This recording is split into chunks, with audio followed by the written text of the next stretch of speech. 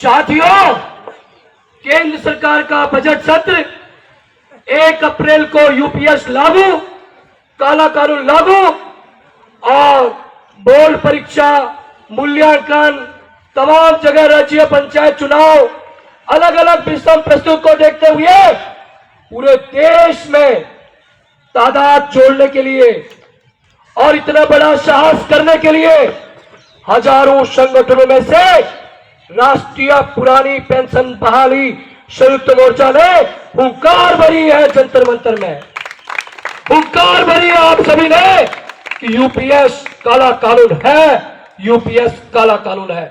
साथियों, राष्ट्रीय पुरानी पेंशन बहाली संयुक्त मोर्चा वो संगठन नहीं है कि जो समय देखेगा कि भीड़ अब जुटेगी, बरसात नहीं होगी, गर्मी नहीं होगी, हम लोग बहुत बड़ी संख्या में जाएंगे और तब धावा बोलेंगे। साथियों, ऐसा क्रांतिकारी दिवस और यूपीएस लागू होने से पहले मोदी सरकार में आंख डालने के लिए आप सभी मीडिया के माध्यम से, सोशल मीडिया के माध्यम से यूपीएस काला कानून है, काला कानून है, काला कानून को वापस लो और लेना पड़ेगा। आती रहती है, जाती रहती है।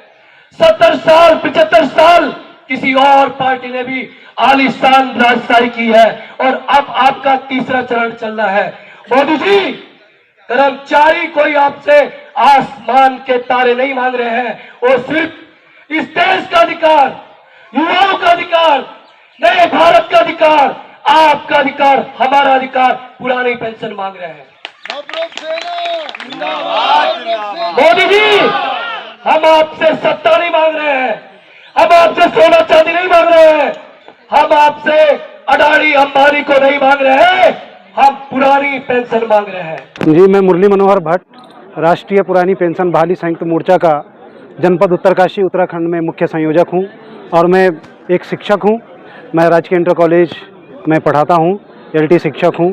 और रावत जी से जब कोरोना हुआ था 2019 लॉकडाउन के समय पर हम राष्ट्रीय पुरानी पेंशन बहाली संयुक्त मोर्चा से जुड़े और इनके ध्वजवाहक महासचिव श्री सीताराम पोखरियाल जी, श्री विक्रम सिंह रावत जी, इन सब से मेरी मुलाकात हुई और मैंने कहा कि बिल्कुल कर्मचारियों की जो मांग है, पुरानी पेंशन जो उनके बुढ़ापे का आधार है, वो सरकार को बहाल करनी चाहिए।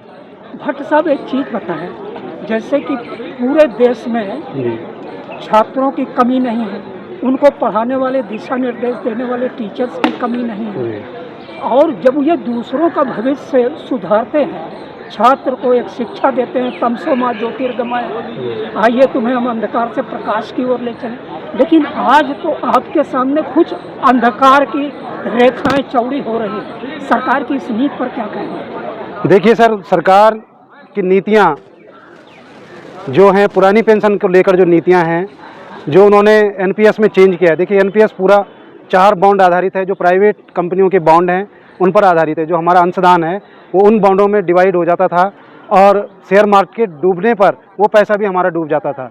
इसलिए हमने एनपीएस का विरोध किया और लगातार 20-25 वर्षों से लगातार जब विरोध हुआ तो वर्तमान जो सरकार है, केंद्र सरकार है, मोदी जी की सरकार है, उन्होंने उस पर विचार करने का कोशिश किया, लेकिन यूपीएस को जो लागू किया उसमें जो प्रावधान किए वो भी एनपीएस की तरह हैं।